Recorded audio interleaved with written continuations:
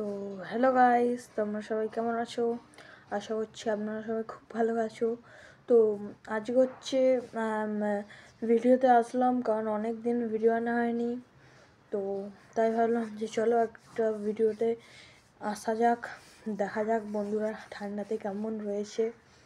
তো আমাদের এদিকটা বেশি ঠান্ডা পড়েনি, তো তোমাদের দিকটা কেমন ঠান্ডা পড়েছে একটু কমেন্ট করে জানিও।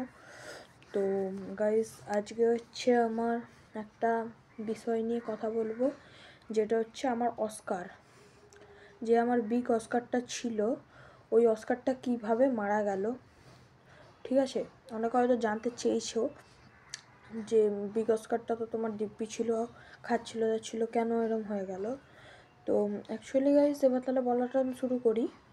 অ্যাকচুয়ালি আমার যেখানকারে বেঙ্গলি পরীক্ষা, সেখানকারে ওর গায়ে কিছু একটা আমি লক্ষ্য করি। গায়ে মানে কিছু একটা সাদা সাদা শ্যাওলার মতন জমছে। ওইটা আবার সকালে উঠে দেখি কেটে গেছে, কিছুই নেই। তারপরের দিন আবার দেখি চোখে হয়েছে। তো মেডিসিন দিয়েছি, মেডিসিন শেষও হয়ে গেছিলো। তো বাংলা পরীক্ষা চলছিল বলে বাবাকে আমি বললাম মেডিসিনটা আনবো। তো মেডিসিনের দোকানে গেছি, দেখছি পুরো দোকান বন্ধ।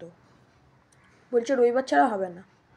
তো কবে মানে আমার পরীক্ষা ছিল হচ্ছে মঙ্গলবার, মঙ্গল বুধ বৃহস্পতি শুক্র শনি রবি, মানে 6 দিন পর।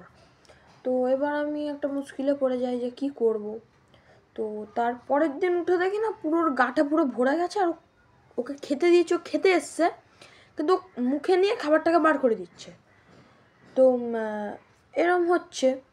মেন কারণটা হয়েছে আমার যত সম্ভব মনে হচ্ছে যে আগে যে বেবি অস্কারগুলো এনেছিলাম ওর সাথে রেখেছিলাম।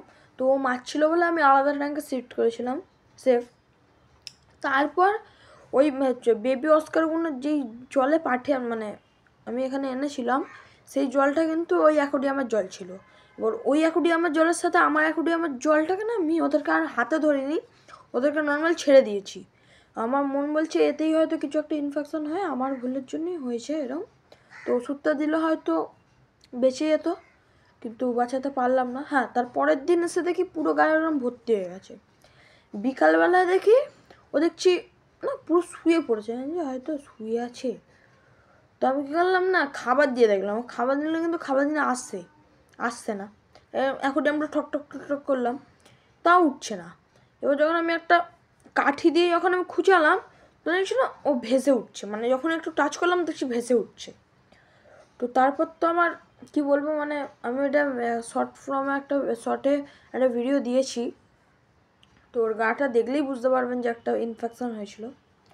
তো আজকে এই নিয়েই কথাবার্তা হলো। তো ছোটোখাটো ব্লগ, বেশি বড় নয়। তো আপনারা একটু সাপোর্ট করেন। আমার পরীক্ষাটা আজকেই শেষ হয়ে গেছে। তো আমি আবার মাছ পোষা শুরু করব এই আসছে সানডে থেকে।